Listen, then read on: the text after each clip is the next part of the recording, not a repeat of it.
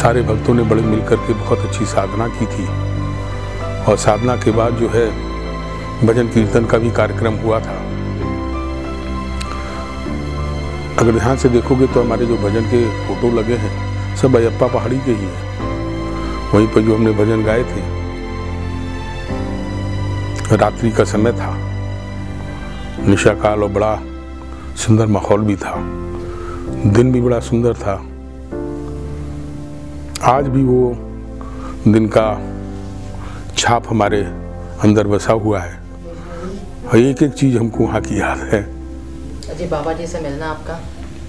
हम तो बचपन से यहीं पर ही हैं। बाबा जी के साथ? हाँ, जन्म से यहीं पर ही हैं। साधना में आप कैसा अनुभव हुआ बाबा जी के साथ आपका? अब साधना का अनुभव बताना बड़ा मुश्किल का काम है। शब्दों की सीमा जो है बड़ी सीमित है। शब्दों को भौतिक चीज़ों के साथ जोड़ा जा सकता है, थोड़ी कविता के साथ जोड़ी जा सकती है, गाने के साथ जोड़ा जा सकता है, लेकिन आध्यात्मिक आनंद और आध्यात्मिक जो एक्सपीरियंसेस होते हैं उसके साथ शब्दों की कोई सीमा है नहीं, कोई शब्द है ही नहीं। भोजन करते हो, हमने अगर पूछा कि भोजन कैसा लगा, तुमने कहा अच्छा लगा। हमने कहा कितना अच्छा लगा। अब क्या तुम बता पाओगे कि कितना अच्छा लगा? वो जिसने भोजन किया वही बता पाएगा। अंदर की भावना है। फूल बड़ा सुंदर है, कितना सुंदर है, ये कैसे बता पाओगे? सुगंध, ये सब चीज़ें खुद सूंघने पर मालूम चलती है कि सुगंध कैसा है। फूल को खुद देखने पर ही मालूम चलता है फूल की सुंदरता कितनी है। उसी प्रकार आनंद की, आध्यात्मिक आनंद की जो स्थिति होती है वो 2 स्टेप आगे होती है। उसको जब तक आदमी एक्सपीरियंस खुद व खुद ना करे, शब्दों में उसका व्याख्यान नहीं कर सकता है। आज तक कोई कर ही नहीं पाया है। साधना क्या होती है इसके बारे में पुस्तकें बहुत लिखी गई हैं, लेकिन साधना कैसे और क्या उसके अंदर है इसके बारे में कोई भी पुस्तक नहीं लिख पाया है। ये गुरु और शिष्य की परंपरा के बीच रहता है। गुरु अपने शिष्य से साधना कराता है और शिष्य को स्वयं अनुभव करना पड़ता है कि उसके अंदर क्या डेवलपमेंट हो रहा है, क्या उसके अंदर गतिविधियां हो रही हैं। ना वो किसी से जान सकता है और ना किसी को बता सकता है, वो खुद ब खुद करना होता है। ये प्रश्न जो तुमने पूछा, ये प्रश्न हर व्यक्ति जहाँ भी जाता है आध्यात्मिक गुरु के पास तो पूछता है और इसका जवाब कोई नहीं दे पाता है, क्योंकि शब्द ही नहीं तो जवाब कैसे देगा? जवाब तो शब्दों से बनता है। इसका उत्तर तभी मिल सकता है जब पूछने वाला स्वयं उसको करे। शब्दों की सीमा बहुत लिमिटेड है। हम वही चीज़ों के शब्दों का उपयोग करते हैं जिसको हम भौतिक रूप से देखते हैं। तुम पूछो ये क्या है तो हम बता सकते हैं टेबल है। ये कैसे बना है ये भी बता सकते हैं कि ठीक है लकड़ी लाया गया। लकड़ी कैसे आई? तो पेड़ जब सूख करके मर गया, पेड़ का जब पौरुष निकल गया, प्रकृति रह गई, तो उसको काट करके उसका पटरा बनाया गया, उसके पाए बनाए गए और उसको कील और कांटी से जोड़ जाड़ करके इसको टेबल बनाया गया। ये बता सकते हैं, लेकिन अध्यात्म कैसे क्या बना ये नहीं बता पाए। ये खुद ब खुद जानना होता है। जी, आपने ऐसे पापा जी से क्या सीखा जो बहुत इम्पोर्टेंट हो लाइफ में कि अपने जीवन को सफल बनाया जा सकता है? सफल जीवन तो एक बड़ा कंपैरेटिव वर्ड है। सफलता जो है वो बड़ी कंपैरेटिव वर्ड है। गांव में सबसे अमीर आदमी जो होता है वो अपने आप को सबसे अमीर समझता है। जब वो छोटे शहर में आता है तो वो उसकी श्रेणी गरीब में आ जाती है, क्योंकि वहाँ और भी बड़े अमीर हैं। जब उस छोटे शहर का अमीर आदमी बड़े शहर में जाता है तो वो भी गरीब हो जाता है, क्योंकि यहाँ और बड़े गरीब और अमीर लोग हैं। तो ये कंपैरेटिव वर्ड है। कंपैरिजन में कोई अमीर है कोई गरीब है इसका कोई परिभाषा नहीं है। इसकी परिभाषा सिर्फ ये जानने से है कि हमारा बगल वाला हमसे गरीब है या हमसे अमीर है। अगर वो हमसे धनवान है तो हम उसके सामने धनवान नहीं हैं। अगर वो हमसे ज़्यादा धनवान नहीं है तो उसके सामने हम धनवान हैं। ये कंपैरेटिव है। एक आदमी जो अपने मोहल्ले में बलवान होता है, जब अखाड़े में पहुंचता है तो बड़ा दुर्बल लगता है। जो अपने मोहल्ले का सबसे बलवान आदमी था, अखाड़े में पहुंचते ही सबसे दुर्बल लगने लगता है। क्यों? क्योंकि वहाँ और भी बलवान लोग हैं। सफलता भी जो है कंपैरेटिव वर्ड है। हम सफल इसलिए हैं क्योंकि हम दूसरे से ज़्यादा बलवान हैं, हम दूसरे से ज़्यादा धनवान हैं, हम दूसरे से ज़्यादा बुद्धिमान हैं, कंपैरेटिव। लेकिन असली सफलता वो होती है जो मन को प्रसन्नता दे, चाहे वो अपने आप को धनवान कहे या अपने आप को बलवान कहे या कहे कि हम ना धनवान हैं ना बलवान हैं, लेकिन अगर मन से प्रसन्न है तो वही सफल आदमी है। बड़े बड़े राजाओं को देखा है जो बड़े बड़े धनवान होते हैं लेकिन सफल नहीं होते क्योंकि मन से बड़े दुखी होते हैं। अशोक ने अपनी सफलता के लिए अपने साम्राज्य को इतना फैलाया, पूरा हिंदुस्तान, ईरान, इराक, अफगानिस्तान, ये सब उसके अंदर में आ गया। इधर भूटान, नेपाल, म्यांमार, सब उसके अंडर में आ गया। और वो अपने आप को बड़ा सफल मानता था और माना उसने कि हम सबसे सफल हैं। लेकिन जब कन्नौज की ये उड़ीसा की बात आती थी, यानी उस वक़्त उसका नाम था कलिंग, कलिंग की बात आती थी तो उसके सफलता पर प्रश्न चिन्ह लग जाता था कि सारी जगत को वो जीतते जा रहा है, कलिंग को क्यों नहीं जीत पा रहा है। क्योंकि कलिंग के एक एक प्राणी जो है सफल था, बड़ा खुश था, प्रसन्न था। और जब युद्ध की बात होती थी तो कलिंग का एक एक प्राणी, यानी 4 साल के बच्चे से लेके 85 साल के बुढ़े तक, सब युद्ध के लिए तैयार हो जाते थे कि हमारे प्रदेश, हमारे देश पर कोई भी राज नहीं कर सकता, हम लोग स्वयं राज करेंगे। और जब अशोक ने कभी युद्ध नहीं किया, एक ही युद्ध किया है अशोक ने अपनी ज़िंदगी में, वो कलिंग का युद्ध किया है। बाकी उसके सेनापतियों ने किया है, तो उसने नहीं किया। और जब कलिंग पर अशोक ने कहा कि मैं स्वयं युद्ध करूंगा और चलूंगा, और स्वयं युद्ध करने गया और पूरा कलिंग खड़ा हो गया, यानी 4 साल के बच्चे से लेके 85-90 साल के बुढ़े तक सब युद्ध के लिए तैयार हो गए। और क्या युद्ध में अशोक तो अपने तलवार और फरसे गड़ा से लेके गया था, यहाँ के लोग कुदाल, हसुआ, खुरपी, ये सब लेके युद्ध में आ गए क्योंकि वही उनका औजार था। उनके पास तलवार तो थी नहीं, तो खुरपी लेके आ गए। बच्चे जो है जो सरकंडे का तीर धनुष बनाते थे खेलने के लिए, वो लेके आ गए युद्ध में कि हम इसी तीर धनुष से लड़ेंगे। सरकंडा जानते हो ना, जो लकड़ी का छोटा सा बनता है, बच्चे खेलते हैं। कुछ बच्चे गुलेल लेके आ गए, कुछ बच्चे कंचे लेके आ गए कि हम इसी से युद्ध करेंगे, हमको तलवार की आवश्यकता नहीं है, हम किसी भी बाहरी आदमी को अपने देश पर राज नहीं करने देंगे, ये हमारा देश है, हम खुद राज करते हैं, हम खुद यहाँ पर के प्राणी हैं। और जब युद्ध हुआ तो आज से 2100-2200 साल, 2100 साल पहले, 2000 से ऊपर साल पहले, सोच सकते हो 1 लाख से ज़्यादा आदमी मरे।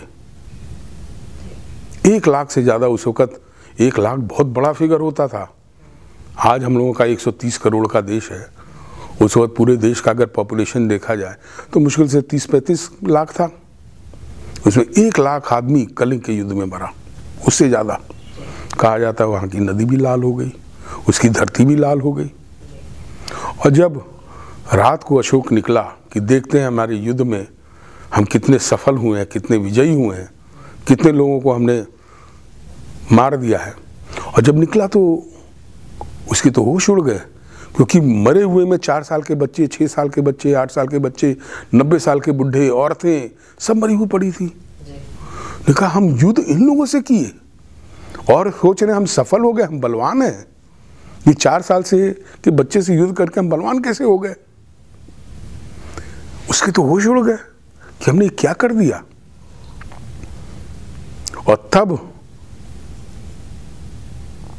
उसको ये मालूम चला कि उसको लोग चंड अशोक क्यों कहते थे, कि वो चंडाल था, उसको चंड अशोक कहते थे, चंडाल अशोक। कहा हमको सब चंडाल कहते हैं, हम अपने आप को सफल मानते हैं, सबसे बड़ा योद्धा मानते हैं, हम तो कहीं से सफल नहीं हुए, हम तो विफल हो गए। और उसके बच्चे भी उसको छोड़ गए, ने कहा कि हम चंड अशोक के साथ नहीं रह सकते, आप पिताजी आप चंड अशोक हो, आप सोचते हो आप बहुत बड़े बलवान हो, बहुत बलशाली हो, आपसे जैसा कमज़ोर आदमी तो हमने देखा ही नहीं। और उसकी बेटा और बेटी दोनों छोड़ के चले गए। तब अशोक को लगा कि हम तो बड़ा गड़बड़ कर गए, तो उसने बौद्ध धर्म को अपनाया और कहा आज से मनुष्य क्या, मैं एक प्राणी की भी हत्या नहीं करूंगा, मैं शांति से रहूंगा और शांति का संदेश पूरी दुनिया में फैलाऊंगा। तब उसने शांति का संदेश फैलाया और जब उसको लगा कि हाँ अब हम सफल हुए हैं, क्योंकि हम शांति का संदेश में फैला रहे हैं, युद्ध का संदेश नहीं, तब उसको मन में प्रसन्नता हुई और उसको लगा कि हाँ हम सफल हैं। I am a successful man because I am happy with in and I am happy outside also. तो सफलता का मतलब ये नहीं होता है कि हम बहुत बड़े पॉलिटिशियन बन गए या प्राइम मिनिस्टर बन गए या नेता बन गए, ये बन गए। सबसे दुखी आदमी नेता ही होता है, सबसे दुखी आदमी प्राइम मिनिस्टर ही होता है, क्योंकि जो उसके सर पर ताज होता है बड़ा खतरनाक ताज होता है। भय भी होता है कब ये ताज हट जाएगा, पहले ताज भी हटेगा, कुर्सी भी हटेगी, और एक बार जब हट गया तो कोई पूछने वाला भी नहीं। जहाँ 24 घंटे लोग रहते हैं और हमारी सफलता की बड़ाई करते हैं, जब इस कुर्सी और इस ताज से हटेंगे तो कुत्ता भी नहीं पूछेगा। तो बड़ा ही विचित्र बात है सफलता। एक आदमी IAS ऑफिसर बनता है और सोचता है I am the most successful man, I am N administrative officer, और जिंदगी भर उसी घमंड में रहता है। साहिब तेरी साहिबी घटघट रही समाए, जो मेहंदी के पात में लाली लखी न जाए। समझे मतलब, साहिब तेरी साहिबी मतलब साहब मतलब बाबू साहब, साहिब तेरी साहिबी यानी तुम्हारी जो अकड़ साहिब की, जो तुम्हारी अकड़ है, साहिब तेरी साहिबी घटघट रही समाए, यानी जीवन में और शरीर में रोम रोम में बसा हुआ है घमंड के मारे। साहिब तेरी साहिबी घटघट रही समाए, जो मेहंदी के पात में, जैसे मेहंदी का पत्ता होता है, लाली लखी ना जाए। लाली नहीं दिखती है लेकिन लाली उसमें है। मेहंदी की पत्ता जो है, जिस तरह से उसके अंदर लाली बसी हुई दिखती नहीं है, उसी तरह साहिब के अंदर साहिबी इतनी बसी हुई है, दिखती नहीं है लेकिन पूरी बसी हुई है। और ये साहिबी जब ख़त्म होती है, रिटायरमेंट हो जाता है, तो कभी तुम IAS कॉलोनी में चक्कर लगाओ रात को, सुबेरे सुबेरे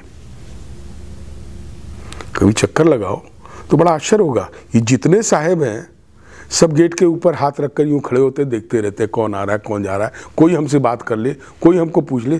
जैसे नहीं देखते हो पामेरियन कुत्ता यूँ लेके खड़ा रहता है कि कोई तो आके पुचकारे, कोई तो कुछ कहे।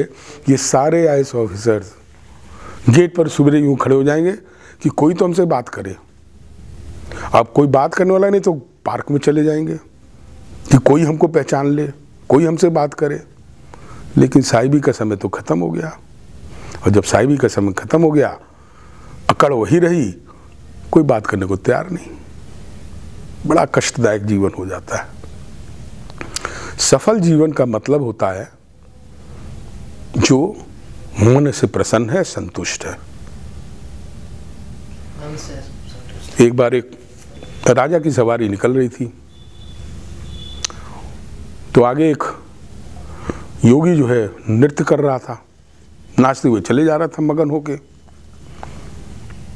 तो राजा ने अपने वजीर से कहा कि वह उसको हटाओ, रास्ते में खड़ा है, बोलो उसको राजा आया है।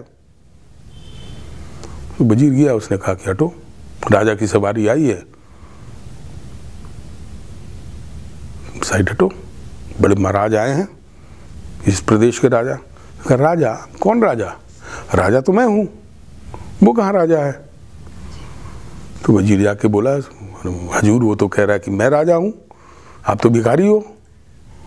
बोले ये कैसे? बोला ऐसे ही बोल रहा है, वो हट ही नहीं रहा है। तो राजा ने कहा मैं बात करता हूँ। ए भिखारी, सामने से हट। राजा देख नहीं रहा, राजा की सवारी आ रही है, मैं जा रहा हूँ, रास्ता खाली कर। तो साधु बोला तुम कहाँ के राजा हो भाई? राजा तो मैं हूँ, मैं मनमौजी हूँ, जहाँ मन करे वहाँ चल दूँ, जहाँ मन करे वहाँ रुक जाऊँ, जहाँ मन करे वहाँ सो जाऊँ, जो मन करे वो खा लूँ। तुम्हारे तो चारों सिपाही रहते हैं, जैसे चोर के चारों ओर रहते हैं। जैसे चोर होता है चारों ओर सिपाही घेरे रहते हैं, उसी तरह तुमको सिपाही घेरे रहते हैं। तुम कहाँ के राजा? तुम तो मन से कहीं जा भी नहीं सकते हो, मन से कुछ खा भी नहीं सकते हो। तुमको पेशाब भी करना हो तो 4 आदमी तुमको घेर के खड़े रहेंगे। तो राजा किस बात के? तुम तो एक तरह से कैदी हो। तुमको शौच भी करना हो तो चारों ओर सिपाही रहेंगे, तो तुम राजा नहीं हुए। राजा हम हैं। तो राजा मतलब सफलता का मतलब ये कि मन से जो प्रसन्न रहे, मन से आज़ाद रहे, संतुष्ट रहे, चाहे वो निर्बल हो, चाहे बलवान हो, चाहे धनवान हो, चाहे वो पैसे से कमज़ोर हो। सफल वही व्यक्ति है जो कि मन, तन और संतुष्टि से प्रसन्न हो, वही सफल। हम लोग भौतिक रूप से सफलता देखते हैं। हम लोग कहते हैं बड़ा अमीर आदमी है। अमीर नहीं होता है, धनवान होता है। अमीर हृदय से होता है, भावना से होता है। अमीर का मतलब है जो हृदय से विशाल हो। हमने बड़े बड़े धनवानों को देखा है जो बहुत गरीब हैं, पैसा बहुत है लेकिन उस पैसे को किस चीज में खर्चा करना उसके लिए बड़े गरीब हैं। वो किसी की मदद नहीं कर सकते, वो किसी के कल्याण के लिए काम नहीं कर सकते। तो धनवान और अमीर में बड़ा अंतर है। और अगर हम सफलता को धन से जोड़ते हैं तो गलत जोड़ते हैं। और यही होता है, हम लोग भौतिक चीजें देख करके सफल बताते हैं कि ये सफल है, नहीं सफल है। जीवन का जो उद्देश्य है, एक गृहस्थ व्यक्ति का, एक सामाजिक व्यक्ति का सबसे प्रथम उद्देश्य होना चाहिए कि वो कितना प्रसन्न और संतुष्ट है। एक और कथा सुनाते हैं तुमको। एक बार एक राजा था, हर रोज अपना दाढ़ी बनवाता था। तो नाई आता था, उसका दाढ़ी बनाता था, मूछ बनाता था और राजा उसको एक अशर्फी देता था, सिक्का अशर्फी देता था। नाई प्रसन्न होकर के घर जाता था और अशर्फी को बेच करके उस पैसे से हर रोज अपने परिवार को सुख देता था। खिलाना पिलाना, खेलना कूदना, आनंद लेना, यार दोस्तों को बुला करके खुश रहना, बड़ा प्रसन्न रहता था, हंसता हुआ। जीवन में कोई समस्या नहीं थी। एक आदमी का दाढ़ी बनाता है, उसमें इतना मिल जाता है कि दिन भर अपना आराम से खाए पिए मौज करे। जो उसकी इच्छाएं होती थी वो इच्छाएं को पूर्ति करता था। और राजा बड़ा दुखी था। कहता देखो हमारे पास इतना धन है और हमको खुशी नहीं है, और उसको मैं एक सिक्का देता हूँ इतना खुश है, ये तो बड़ा गड़बड़ है। हमारे पास सब कुछ होते हुए हमको खुशी नहीं मिल रही है, उसको हम एक सिक्का दे देता हूँ, उतने में वो बड़ा खुश हो जाता है। हमारे तो लाखों सिक्के पड़े। तो उसके दुख को देख करके उसके वजीर ने कहा, हजूर आप इतने दुखी क्यों हैं? तो उसने बताया कि ऐसा ऐसा है, देखो वो नाई हमारा है, आता है बाल बनाता है, बना के चले जाता है, बड़ा खुश रहता है। उसके घर का पता लगाते हैं तो मालूम चला उसके घर में हर रोज़ जो है महोत्सव मनाया जा रहा है, सब हित मित्र वाले बैठे हुए हैं और बड़ा खुश है, और हमारे पास सब कुछ होते हुए हम बड़े दुखी हैं। बोला ऐसा है, अगर वो दुखी हो जाए तो आप खुश हो जाएंगे? तो राज बोला हाँ एकदम, वो गरीब है तो गरीब को दुखी रहना चाहिए, उसके दुख को देखे तो हम खुश होंगे, उसे सुख को देखे तो हम दुखी हो जाते हैं। बोले ठीक है, कल से वो दुखी हो जाएगा, कल से आप वो दुखी हो जाएगा। बोले कैसे? बोले देखना, वजीर ने 99 सिक्के लिए और जा करके रात में खिड़की से उस नाई के घर में डाल दिया। सवेरे नाई उठा, देखा पोटली रखी हुई है, खोला,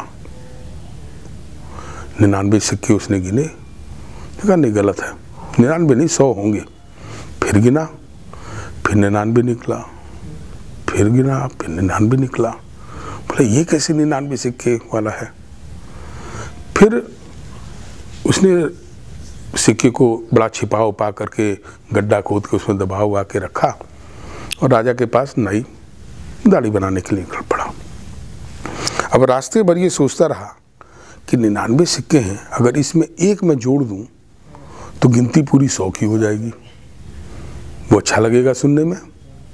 सोचते हुए गया, नाई ने दाढ़ी बनाई, एक सिक्का मिला, वो आया, उसने चुपचाप उसी पोटली में डाला, दबा दिया। परिवार वालों ने पूछा आज क्या मिला? बोला आज कुछ नहीं मिला। दोस्तों ने पूछा आज भोजन में क्या बनवा रहे हो? बोला आज कुछ नहीं बनवा रहे, कुछ मिला ही नहीं। उसने जब रात को विश्राम करने गया तो पोटली निकाली, कभी तकिए के नीचे रखे, कभी गद्दे के नीचे रखे, रात भर सो नहीं पाया कि कहीं चोर चोरी ना कर ली जाए। कभी इधर रखे, कभी उधर रखे, रात भर उसमें लगा रहा और रात भर ये भी सोचता रहा कि अगर मैं इसमें एक और जोड़ दूं तो 101 हो जाएगा, और 100 दिन के सिक्के और जोड़ दूं तो 200 हो जाएगा। अगले दिन फिर वो गया नाई, राजा के पास एक सिक्का मिला। अब दिमाग में चल रहा था इसको 200 बनाने हैं। फिर परिवार वालों ने पूछा आज क्या मिला? बोला कुछ नहीं मिला। दोस्तों ने पूछा क्या मिला, क्या भोजन है? कुछ नहीं है।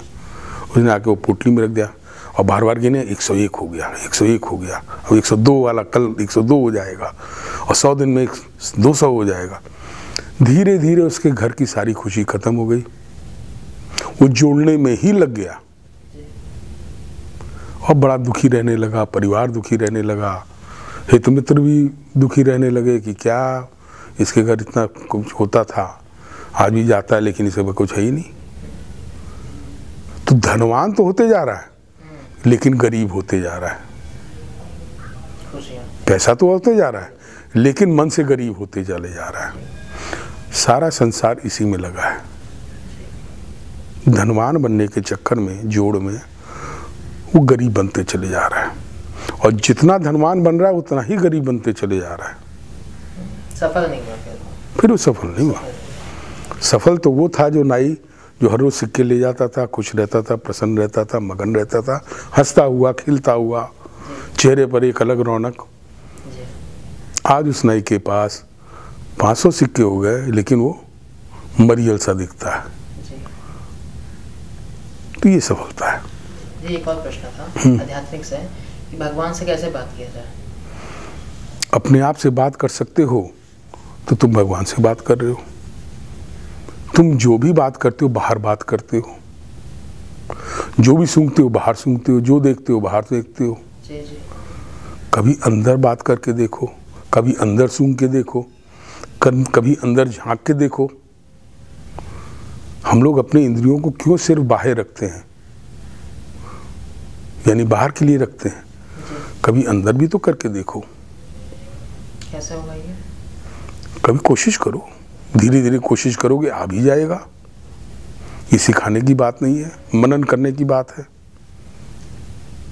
एकांत में बैठ करके शांति से मनन करना शुरू करो, अपने आप से बात करो मन ही मन, और धीरे धीरे तुम पाओगे कि तुम तो ईश्वर से बात कर रहे हो। प्रश्न तुम पूछ रहे हो, अंदर से जवाब ईश्वर दे रहे हैं। जैसे रामकृष्ण काली माता से बात करते थे। हाँ, तो प्रश्न बाहर से करते थे, उत्तर उनको अंदर से मिलते थे। वो हम लोगों को दिखाने के लिए, बताने के लिए, क्योंकि जो चीज़ एक आदमी नहीं समझ पाता है उसको इशारों से बताया जाता है। उत्तर तो उनको अंदर से ही मिलते थे।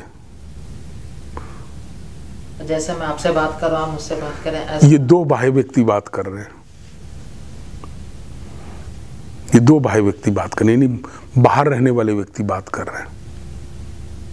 तो भगवान से इंटरनल होता है, इंटरनल बात होती है। अंदर बात करो, कोशिश करो। तुमको अगर बात करना है ईश्वर से तो आपको खुद अंदर बात करना शुरू करो। तुमको अंदर से जिससे जवाब चाहिए होगा उससे जवाब तुमको मिलेगा, जिससे भी जवाब चाहिए। लेकिन कॉन्शियस माइंड मतलब ध्यान में जाके हो सकता है? नहीं, ध्यान वान के चक्कर में मत पड़ो। इसमें आपसे बात करूं तो इसी टाइम हो सकता है ऐसे? अपने आप शांति से एक जगह बैठ करके अपने आप से बात करना शुरू करो। तुमको ना कोई ध्यान करने की ज़रूरत है, ना किसी प्रकार के कोई मेडिटेटिव टेक्निक में जा करके बात करने की ज़रूरत है। सिंपल एक साधारण व्यक्ति बन करके अपने आप से बात करो। प्रभु जो है इंटेलेक्चुअल आदमी से बात नहीं करता है। क्यों? क्योंकि उसके अंदर ऑलरेडी इतना इंटेलेक्ट भरा है, वो बीच में बाधा पड़ती है, मेड़ बन जाता है। इंटेलिजेंस संसार के नॉलेज के लिए अच्छा है। नॉलेज मतलब कलेक्शन ऑफ इंफॉर्मेशन, दुनिया के सारे इंफॉर्मेशन को लेने को ही नॉलेज कहते हैं। भाषा का इंफॉर्मेशन जान, पृथ्वी का इंफॉर्मेशन जान लिए।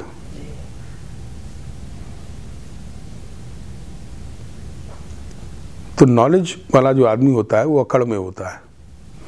इतनी अकड़ होती है, वो सोचता है I am the most knowledgeable.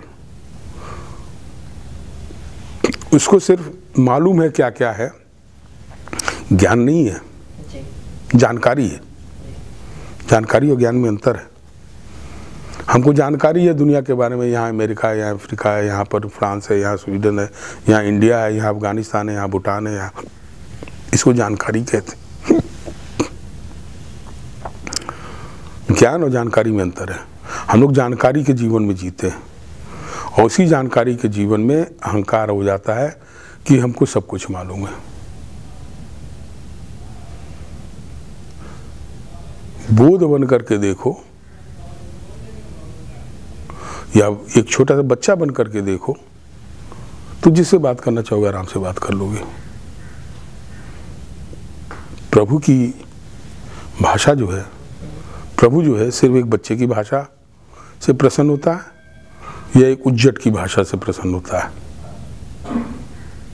उज्जट जानते हो कौन? जो जिद्दी होता है, जिद पकड़ ले, नहीं तो प्रभु हम तो भोजन नहीं करेंगे जब तक तुम नहीं खाओगे।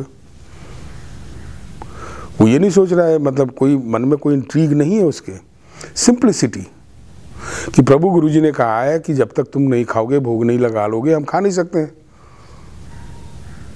तो तुम खाओ, उसके बाद फिर हम खाएंगे। मन हम तो बैठे हुए इंतजार कर रहे हैं, हमको भूख लग रही है, तुम जल्दी खाओ। ये उज्जटपन होता है, इसमें बुद्धि का कहीं प्रयोग नहीं है। यहाँ पर एक बच्चे का माता पिता से या प्रभु से जिद है, तो या तो एक छोटा बच्चे के या एक जिद्दी का सुनता है। जीवन बड़ा साधारण है, बड़ा सिंपल है। इसको बिना बात को लोग कॉम्प्लिकेट करते हैं, विभिन्न प्रकार की टेक्निक्स, विभिन्न प्रकार की बातों को लेकर के। बड़ा सुंदर जीवन है, उसको ज़्यादा जाल में मत फंसाओ,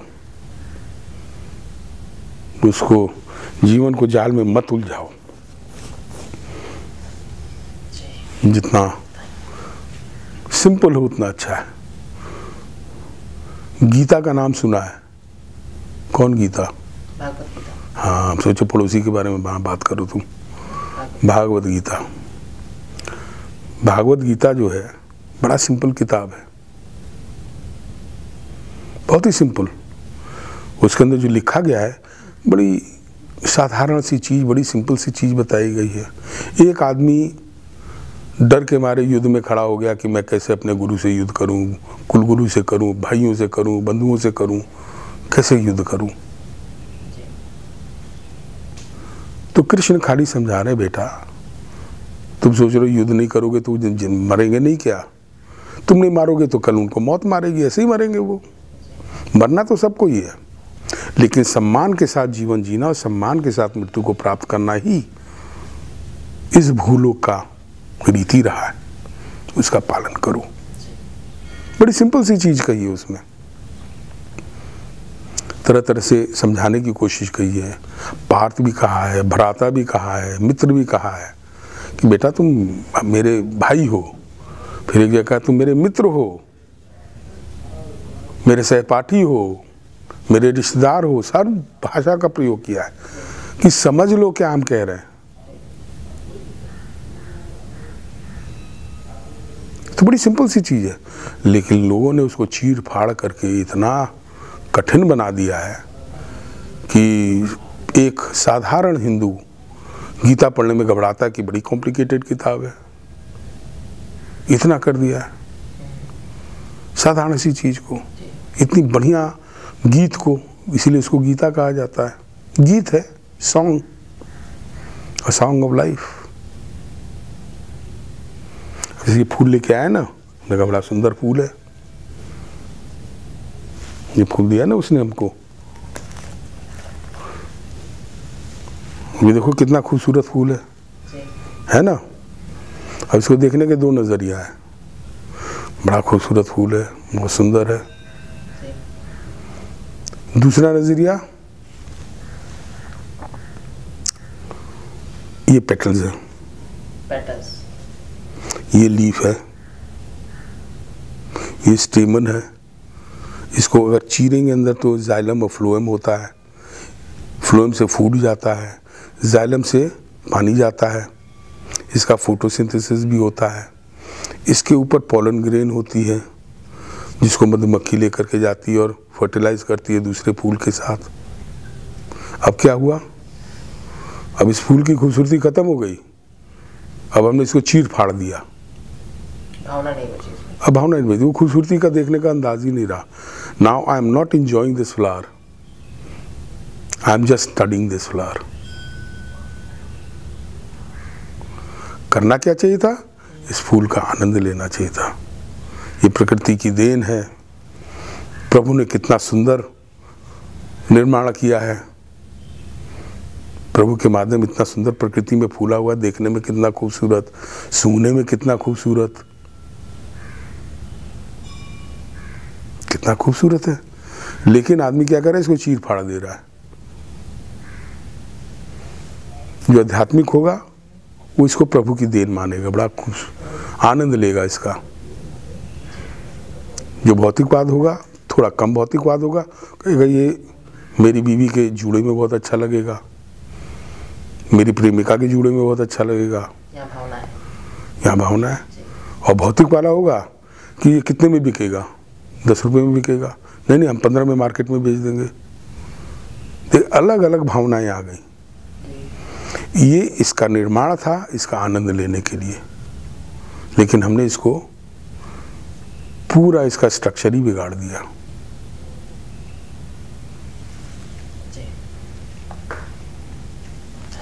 जीवन बड़ा आनंद वाला है, उसको आनंद तक ही सीमित रहने दो, उसको मकड़ जाल में ना फंसाओ। मकड़ जाल में हम अपने आप फंसाते हैं, अपनी बुद्धि को भोजन देने के लिए, अकड़ दिखाने के लिए कि देखो हम कितना जानते हैं, और उसमें हम अच्छी अच्छी जो गीत हैं, पुस्तकें हैं, उनका आनंद नहीं ले पाते, अच्छे अच्छे ज्ञान हैं, उनका आनंद नहीं ले पाते।